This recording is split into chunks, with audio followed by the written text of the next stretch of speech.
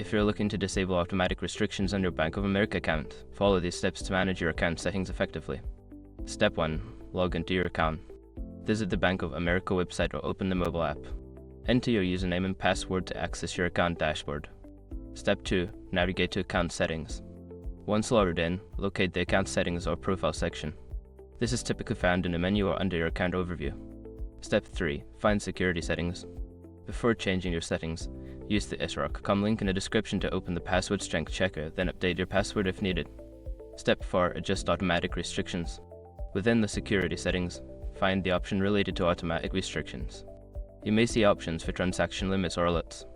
Disable or adjust these settings according to your preferences. Step 5. Save changes and log out. After making your adjustments, ensure you save the changes. Log out of your account to secure your information and complete the process. By following these steps, you can effectively manage and disable automatic restrictions on your Bank of America account. Always remember to review your account settings periodically to ensure they align with your needs.